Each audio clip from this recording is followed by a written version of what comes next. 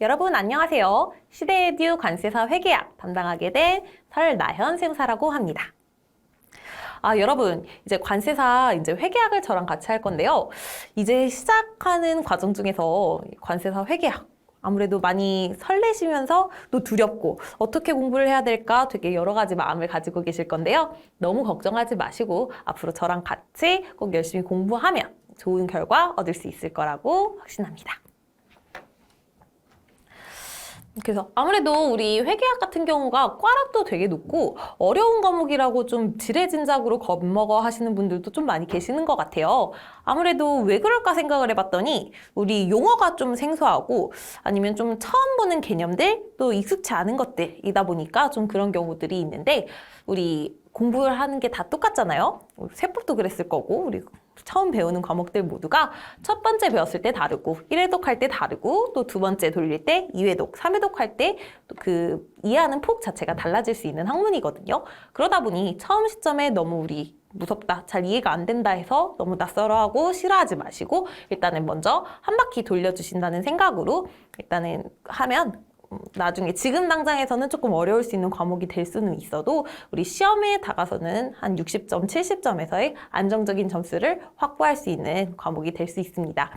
그 회계학이 오히려 그 세법보다는 더 휘발성이 이제 있지 않고 논리와 이해를 배경으로 하는 과목이기 때문에 실제적으로 시험에 이제 다가서서 기초만 좀 잘 돼 있으시면 공부를 당분간 조금은 시간 투입을 좀 덜 하더라도 좀 안정적인 점수가 나오는 효적 과목이 될 수 있으니까요. 처음에 우리 이론과 논리 배우실 때 꼭 그 기본을 먼저 꼭 좀 열심히 해주시면 될 것 같습니다.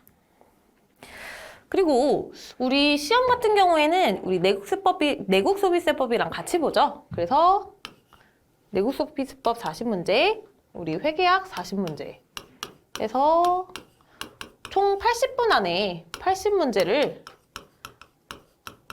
풀어야 하는 과목이란 말이에요. 그러다 보니까 이게 조금 시간적으로 타이트하다라고 느낄 수가 있어요. 실제적으로 연습하실 때 좀 나는 좀 여유로울 것 같은데 라고 생각하시는 분들도 막상 시험장에 가면 또 긴장되시고 또 이상하게 그때 풀리던 문제가 좀 잘 안 풀리고 이런 경우들이 있어가지고 좀 시간이 촉박한 경우들이 있거든요. 그러다 보니까 좀 걱정을 하실 수도 있는데 그래도 우리가 아는 문제를 또 실수 없이 제대로 풀면 우리가 생각하는 목표하는 60점, 70점 점수는 충분히 나올 수 있고 또 그 이상까지도 나올 수 있거든요. 그러니까 우리 실수 없게 공부를 해야 된다라는 부분이 좀 중요할 것 같습니다. 그러다 보니까 우리가 이 논리와 이해를 바탕으로 한 학문이기 때문에 앞으로 좀 약속을 해주셔야 될 게 있어요.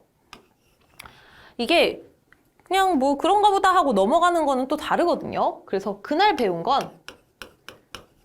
꼭 그날 복습을 꼭 해주세요.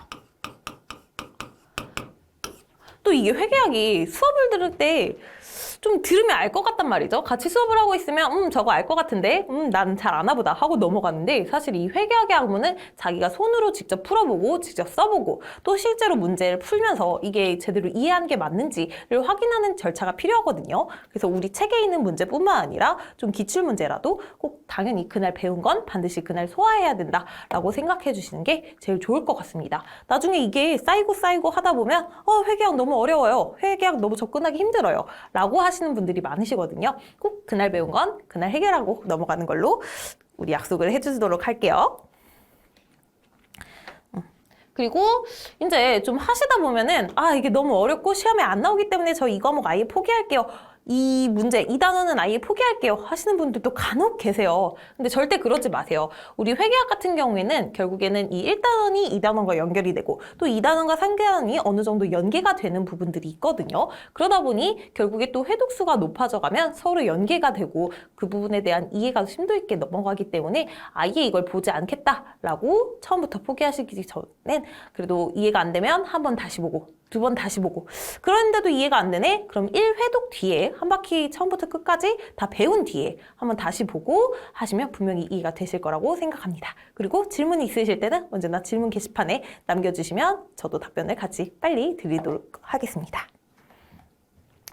그래서 우리가 앞으로 배울 커리큘럼은 다음과 같아요. 우리 기본 이론,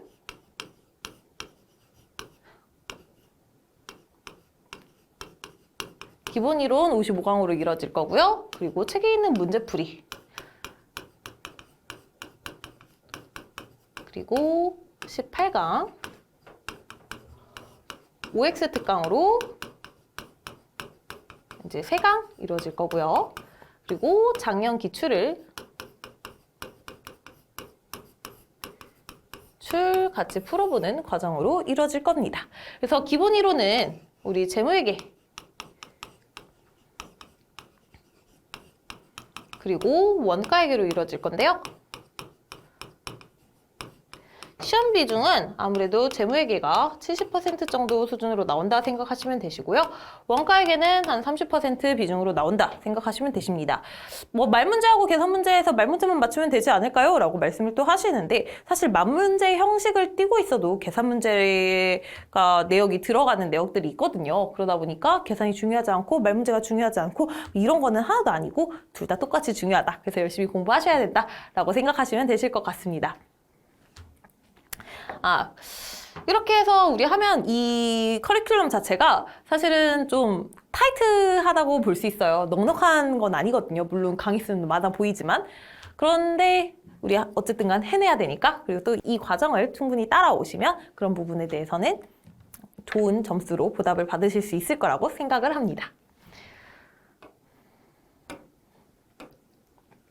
그리고 아무래도 이 회계학을 하다 보니 좀 많이 듣는 질문이 2가지가 있어요. 첫 번째, 선생님 수학 잘하셨죠? 수학 잘했냐고 그렇게 많이 물어보시는 거예요. 사실은 회계학하고 이제 세무 실무를 하다 보면 나중에는 조금 오버일 수도 있긴 한데 1억 더하기 1억도 계산기로 치게 되는 그런 수준이 될 수 있거든요. 나보다 계산기를 좀 더 믿는. 그러다 보니 수학의 개념은 전혀 필요가 없어요. 딱 한 가지가 필요한데 만약에 우리 네모 더하기 12 15다 해서 네모는 이라고 했을 때 네모에 들어가는 게 뭘까요? 네모가 5 라고 대답하실 수 있는 분들이면 절대적으로 이것 때문에 우리 회계하기 어려울 수학은 없거든요. 그러니까 이것만 아시면 절대 수학 때문에 어려워하실 일은 전혀 없으시다. 그래서 충분히 따라오실 수 있는 과목이다 라고 생각하시면 되시고 또 비전공자인데 이게 제가 가능할까요? 라고 하시면서 좀 두려워하시는 분들이 있는데 실제로 저도 비전공자였거든요. 그러다 보니 비전공자, 아예 이 회계 회자도 모르시는 분들도 처음부터 이해하기 쉽게끔 같이 처음부터 차근차근 알려드릴 테니 우리 한번 열심히 해서 좋은 관세사 합격으로 한번 같이 가보도록 하겠습니다. 자, 오늘의 오리엔테이션은 여기까지 하고요. 다음 주부터 수업으로 뵙도록 하겠습니다. 감사합니다.